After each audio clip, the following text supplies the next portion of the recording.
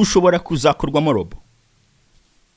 Yego, kuba Meta yavuze ko igiye gukoresha amakuru yawe, amafoto, comments, reels cyangwa se post, ibintu ukora mu group atandukanye kuri Facebook, kuri Instagram, Snapchat nayo ni yabo, indi WhatsApp, ariko bavuze ko WhatsApp ngo nta kibazo, kirimo, ariko nuwibeshye ugakoresha ngo MetaAI kuri WhatsApp, harimo services cyangwa se ahantu bashyizemo ushobora gukoresha Meta. Nubona handitse ngo MetaAI, ntuzahakoresha. Niba nta muntu kubajije ngo uri kumwe nande wipostinga, upostinga iminsi mikuru gusa, kubera ko ubu byahindutse. Umenye ko ibintu byose uri gutanga bazabishyira muri AI, nta nteguza, barangije uyu munsi byarangiye. Ushobora kuzakorwamo robo. Abantu benshi bashobora kumva ibingibi, bakumva n'inzozi, bakumva ibintu ndi kuvuga ntabwo bibaho, ariko AI turimo ubu ngubu, ikinyejana turimo ubu ngubu ntikigeze kibaho ukundi. Ukomeze ukurikirana kuguhereza amakuru cyangwa se inama z'uburyo ushobora kubabuza gukoresha amakuru yawe. Gusa kugeza uyu munsi utarababuza, ibyo wakoresheje byose, ibyo washyizeho byose byarakoresheje. Ntabwo nari niteguye gukora ikiganiro nyinshi ngiki, ariko aya makuru numvise nashobora gukomeza kuyagumana gutya. Ni ngombwa kumbwira abantu banyumva, bumva ururimi mvuga, Abanyarwanda, Barundi n'abandi bose babasha kumva ururimi ndimo ndavugamo ubu ngubu, kwitondera ibintu mukora kuri internet cyangwa se kuri telefone zanyu. Uru ruganda rw'uyu mugabo rwitwa Meta, ubu ngubu rwakoze iyo bita MetaAI mu mwaka wa 2023, ubu ngubu rwashyizeho iri tegeko rugendeye ku Banyaburayi, ariko abandi bantu bose batari Abanyaburayi, Abanyafrika, Abanyaziya n'abandi bandi badafite amategeko akomeye abarengera, mbabwira ko ibingibi byatangiye ndetse bigeze kure. Niyo mpamvu navuze ngo iki kiganiro ni ngombwa ko gikora, nkaburira abantu ibishoboka, ababasha kunyumva mwirinde. Ndashaka gusobanura ibintu MetaAI ya Mark Zuckerberg, uyu nyiri Facebook, ari nabo baguze WhatsApp, bakoze bishobora kuzagira ingaruka ku bantu twese dutuye isi, cyane cyane abakoresha ibikoresho cyangwa se bikoresha imbuga controller cyangwa se ayobora cyangwa se ziri mu biganza bye cyangwa afite mu biganza. Ibi ngibi nubyumva ushobora kumva ari inzozi. Hari jingana n'abantu benshi bakambwira ngo nta kintu na kimwe gishya ku isi, ahubwo se ni iki kitari gishya muri iyi isi? Ibintu turimo byose ni bishya. Ibintu byose muri kubona ntabwo isigeze bibaho. Ntabwo sigeze tuba mu isi irimo telefone, irimo internet, irimo ikoranabuhanga nka AI. Nta na rimwe abantu bigeze babaho bafite ikintu gishobora kubatera ubwoba nk'uko ubu ngubu bimeze. AI ntabwo tugifite ubwoba bw'intambara cyangwa se ngo bombe atomique. AI izatwara akazi kenshi nubwo izakora kandi kazi. Ibi ngibi ni ibintu bizagira ingaruka ku bantu mu gihe kiri imbere. AI nta muntu numwe izasigaza itagizeho ingaruka. Tureke kuvuga buzatwara akazi, n'ubuzima tubamo buzahinduka. Abantu bundi ntitwagiraga telefone, niyo mpamvu abantu yongane nabo bakambwira ngo kera ngo basagukuru bacu ngo ibi byose babinyuzemo, nta kintu na kimwe banyuzemo. Ushobora no kubagarura ubu ngubu bagatakara pe. Igihumbi kimwe magana inani na 76 ngira ngo nibwo telefone zatangiye gukoreshwa n'abantu, zatangiye gukoreshwa n'ikiremwa muntu. Igihumbi kimwe magana 1969 internet iba yinjiye nayo mu kibuga. Byari imishinga y'Abanyamerika ya gisirikare, batangiye kubikoresha cyane, ndetse ibyo bakoresha bigeze kure ntabwo bihuye n'ibyo dukoresha ubu ngubu. Igihe twega abantu twatangiye kuyibyaza umusaruro ni mu 1991. Umubirigi wa mbere yakoze website ya mbere cyangwa se World Wide Web, www nkuko musanzwe mubyumva, wa eshatu nibwo bwa mbere zari zitangiye gukoreshwa mu bantu. Nuvuga ngo hashize imyaka mike yabirumvikana, nanjye ugena navutse. Urumva ko rero ni ibintu mvuga ngo biri recent, ni bishya. Ntabwo basukuru bacu babibayemo, nta muntu ugeraga yicara ngo atume ku wundi muntu bimugereho akimara kubyohereza. Ntibyabayeho. Nuvuga ngo nta hantu ugeze ubona abantu bicara kuri telefone gutya umunsi ukaba ushobora kwira nta kintu akoze, nta kintu kizima atekereje uretse twebwe. Niyo mpamvu rero iyi video uyifitiye akamaro, uyumve kandi uzisangize n'abandi bantu. Ndakomeza mabwira nyine uko mugomba kwitwara muri ibi bintu tugezemo. Ni ibintu biteye ubwoba. Abantu mumenyereye gusharinga amakuru yanyu, akenshi na n'umuntu yababashije, ngiye mbifata nk'atari byiza, biri private cyane cyane. Ngiye nshobora kuba mfite tuvuga urugero umwana, ariko umwana wanjye ntuzigera umenya uko asa kugeza igihe ngiye cyangwa se nyina umubyara yamufashe akamutangariza isi. Ifoto yiri muri telefone yanjye nta kibazo na kimwe iteje kugeza igihe nzayifatira nkayohereza kuri sava z'aba bagabo cyangwa se nkayohereza abagabo ngo mwakire. hari igihe ubwira abantu ngo urumva ngo nundi ngo baradufite ngo naho wabacishira. Niba bakubwiye ngo urinde ikintu cyawe kirinde, witanga ibintu byawe nta muntu bigusabye. Igihe tugezemo rero cyo giteye ubwoba. Kubera iki? AI ntabwo ari ikintu cyo gukinisha. AI nakubwiye ngo bashobora kuzakora robo imeze nkaho ushobora kwifata nk'imikino, ariko ibaze bafashe ibintu byose wapostinze kuva watangira wafungura urubuga runaka. Ngiye nafunguye Facebook mu mwaka wa 2007. Urumva imyaka ishize ni myinshi pe. Nagiye mbona ukuntu nagiye yevoluting, ahataraza ibuto ya like itaraza, byose nagiye mbikurikirana. Ibaze ibintu byose nandikaga, ama comments byose nanditse barayafite, nta kintu kimwe wanditse cyagiye.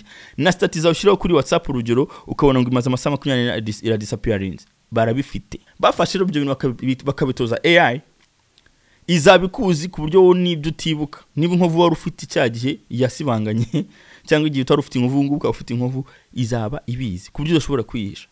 Uburyo wavugagamo niba warahinduye uburyo wavugagamo izaba ibizi, kuko niba hari ikintu kiga cyambere kikiga n'ibintu udashobora gutekereza ni AI, cyo bita patterns.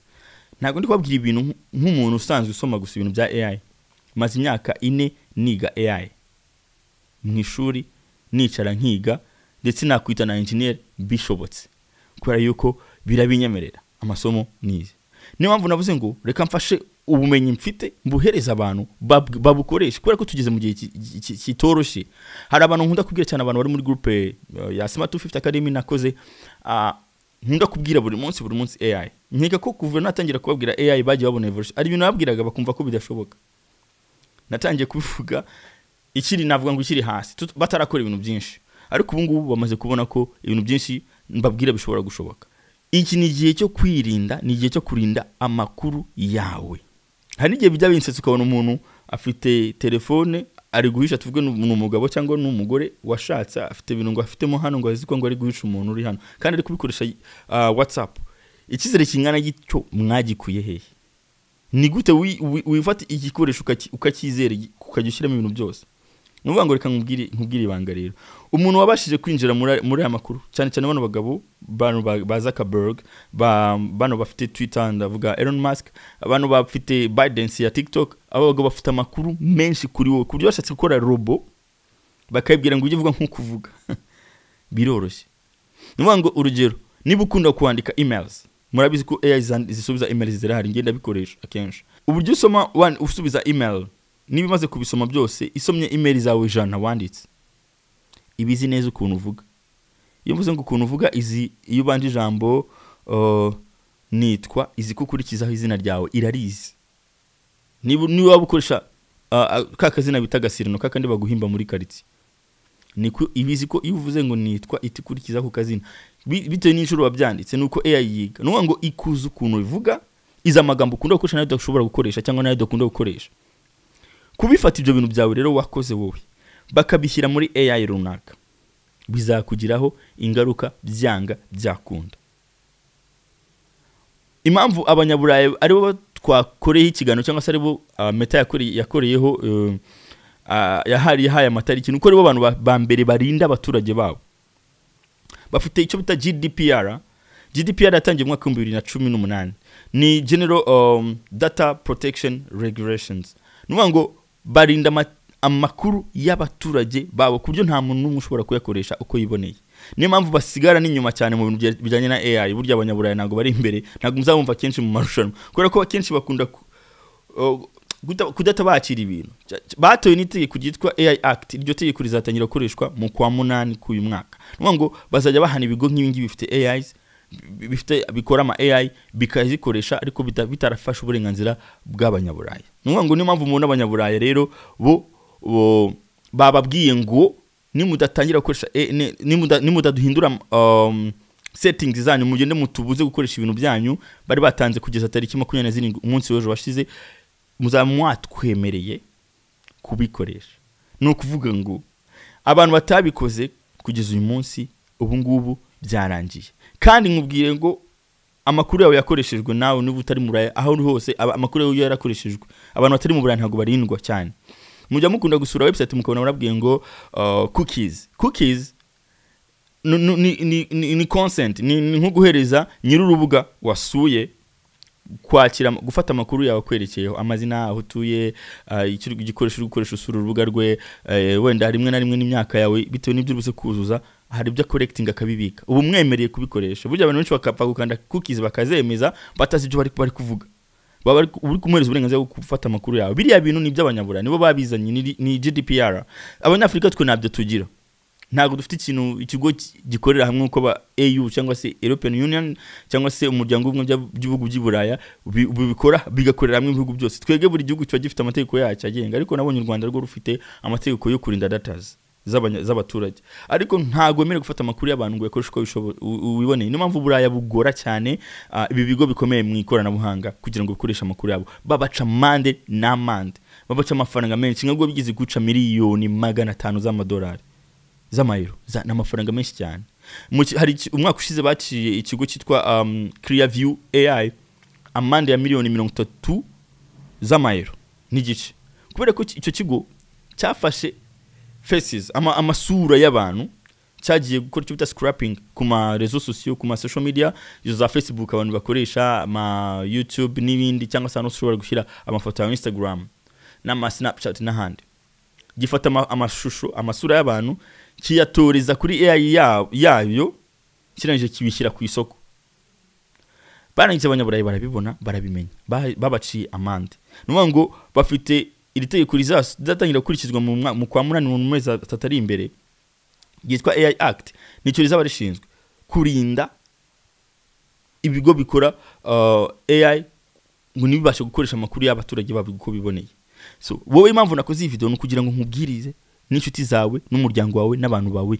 mwirinde mwebwe mu gihe twe tudafite ibigo biturinda bikomeye cyangwa se twige tukiri natwe kwishakisha turagira ahantu hakomeye nka twajya no mu marushanwa nk'aya ngaya ugabanya ibintu wandika ugabanya amafoto yawe upostinga y'abantu bawe niba wakoze umunsi mukuru nta kibazo ibyo birashoboka kuba wabipostinga ariko amafoto yawe amaselfie yanyu mwirwa mutanga mwige ntabwo bagusaba abantu mukoresha YouTube mwarabibonye aba content creators bo nkunda gukora nabo cyane murabizi dufite na groupe duhuriramo ya Smart 250 mwabibonye ko hari itangazo bababwiye ngo emerera YouTube gutanga uburenganzira bwo gukoresha ibintu byawe bihangano byawe cyangwa se video zawe ku bigo bya third party cyangwa ibigo bindi bitari YouTube bitoza AI zabo nuvuga ngo nanjye video ndi gukora isura yanjye barayiskana uburyo ndi kuvuga ijwi ryanjye bararikoresha baraze kurikoresha kuko watanze consent ubabahaye uburenganzira nukubemerera gukoresha ibintu byawe nuvuga ngo sinzatangara mu minsi iri imbere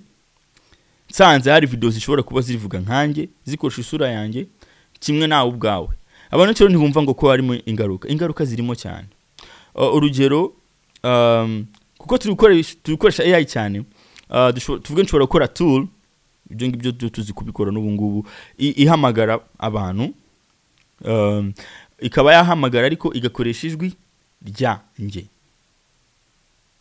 nkanje tuvuga urugero ijwi ryanjye ko rizaba ryaratanzwe riri hanze ushobora kujya kugura amajwi nkagura nkavuga ati reka nshaka ikiryana kugira ngo nze kurikoresha ndi mu mwanya wa nakle no nkaza gufata jwi ryanjye nkarishyira muri ya system yanjye ya AI ihamagara nkaba nahamagara umuntu runaka sanzwe impamagara bitewe n'amakuru n'ubundi nanone mbanashyize hanze uruvuga urugero niba wenda ari nk'umubyeyi wanjye cyangwa se umuvandimwe cyangwa se undi muntu runaka dukorana nkaba ari amakuru ye natanze batayansabye urugero cyangwa se yarayitangiye ubwe bakaba bafite n'ukuntu babihuza bakaba bazinguye umuntu n'inshuti yawe mwibuka mwaka 2015 Facebook izana icyo bita face gutagging bagushyiraga ifoto hanyuma no bakakoza ngo uyu muntu ngo ari mu foto yawe ukavuga ngo yes cyangwa no biriya bintu bararihanye bayiciye amafaranga menshi cyane hari yari gutoza AI bundi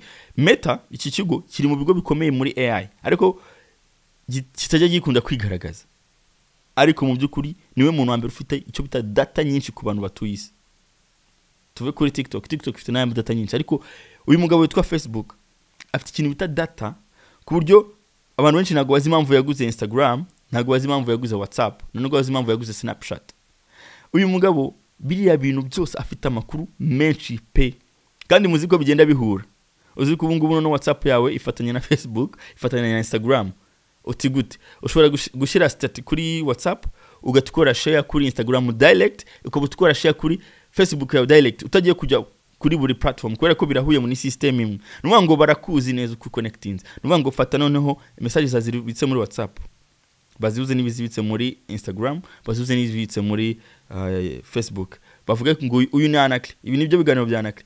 WhatsApp dukoresha umunsi ku munsi, baterure bashyire muri AI ugati iganeze uyu mugabo uko uvuga, uko yandika, uko asubiza amakuru yagenda atanga kuri we bitewe n'abantu uri kuganira. Tuvuga umuntu aramamaga ati biteye Anakli byiza urahagana he, ntamubwira ati ndahangaha. Ibyo ngibyo bizabiri mu biganiro byanjye. Abantu mwakurikira video kuri ChatGPT naberetse uburyo ushobora kudownloadinga amakuru ayawe. Biriya ni kuri ChatGPT kuko yagerageje kuba icyo navuga ngo kuba clear, kwerekana mu by'ukuri cy'amakuru yawe bayakoresha. Barayakwereka ko hari bakanabikwereka ibiganiro byawe. Abangaba bo ntago amakuru yabo bayatanga, nibo bayafite ariko barafite ku servers yabo. Ibi bintu bituma birirwa mu manza zidashira. Bituma meta uyu mugabo Mark Zuckerberg yirirwa mu manza. Mujya mubikurikirana mukurikira amakuru, ahorana mu ajya kuburana haba mu Burayi, amande barayamuca bakabenda kumuzamwicisha amande, haba muri Amerika yirirwa mu manza zidashira kubera amakuru gusa afite mu biganza. Iyaba aya makuru afasha kahereza nka guverinoma ya Amerika, guverinoma ya Amerika yahita izamuka gutya ku Bushinwa igatigera nkanga. Buri Bushinwa bushoboza Amerika kuba bufite bukontrola data z'ibigo bikorera bikora tech nka Biden niyo yakoze TikTok ni version cyangwa se ni sura nshya, ni indi sura yiyo bita Douyin ikorera mu Bushinwa. Impamvu rero nakoze iki kiganiro nagira ngo mugenze gake mwabantu amakuru mufite yanyu. Niba nta muntu kubashije ngo ugiye he, utuye he, ubasohokeye mu restaurant, niba nta muntu kubashije ngo uri kumwe nande, wipostinga. Upostinga iminsi mikuru gusa kubera ko ubu byahindutse. Umenye ko ibintu byose uri gutanga bazabishyira muri AI, nta nteguza, barangije uyu munsi byarangiye. Mwitonde muvuga ibintu bababajije, mukora ibintu bababajije. Kubera ko nibirenze ibyo ngibyo mwabagabo mwe n'abagore n'abasore n'inkumi n'abana niba bari kunyumva, muzaba mwe mwigurishije.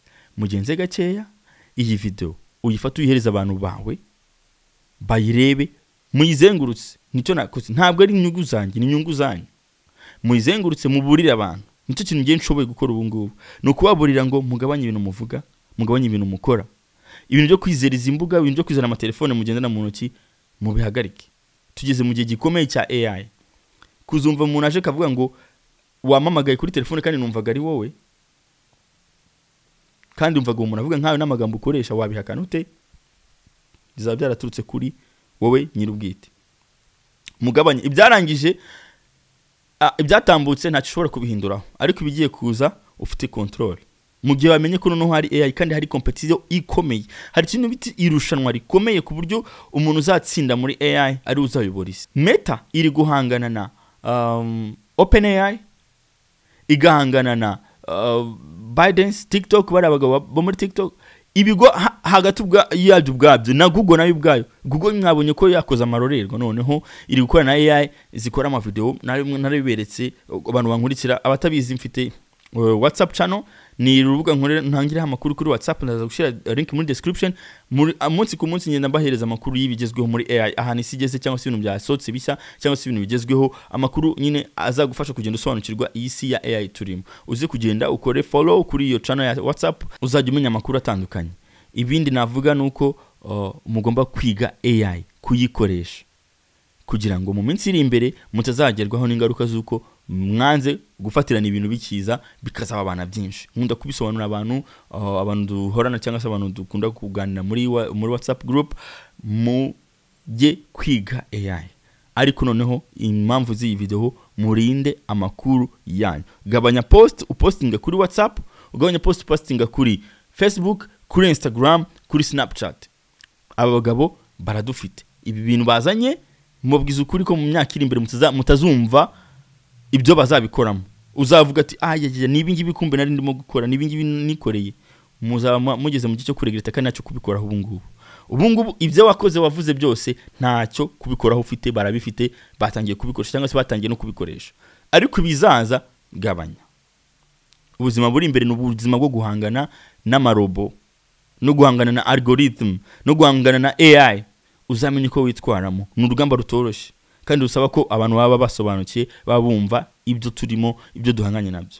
Uko wabuza gukoresha amakuru yawe rero ni gutya. Abatarengeje imyaka 18 ariko ibi ngibi ntibibareba kuko amakuru yanyu ntago azakoreshwa cyangwa se ntabwo azakorwaho, nubwo njye abagabo nabizera iyo bavuze ibintu nk'ibi ngibi. Niba ukoresha WhatsApp, ntuzigere ukoresha ahantu hose uzabona logo ya MetaAI cyangwa se @MetaAI, ahantu uzabona yose yanditse nko muri search, abantu bakoze update muri kuyibona. Ntuzigere ubazamo ikintu kijyanye n'amakuru yawe bwite cyangwa gifite aho gihuriye n'amakuru yawe bwite, kugira ngo ubarinde kuko ibintu byose uzashyiramo hariya bizakoreshwa. Abakoresha Facebook, ngiyo link muri description, ugende uyikoreshe, ujyeho uraza kuza wuzuzemo imyirondoro, uruzamo imyirondoro yawe ahangaha n'igihugu uhite mu Rwanda niba ari huri cyangwa se ahandi hantu herereye, hanyuma uvuye impamvu udashaka ko amakuru yawe akoreshwa, hanyuma uze kubyohereza hano hasi. Uraza kubona ahantu handitse ngo send, ubyohereze. Abakoresha Instagram, niba udashaka ko Instagram yawe nayo ikoreshwa, abakoresha Instagram namwe nibyo kimwe,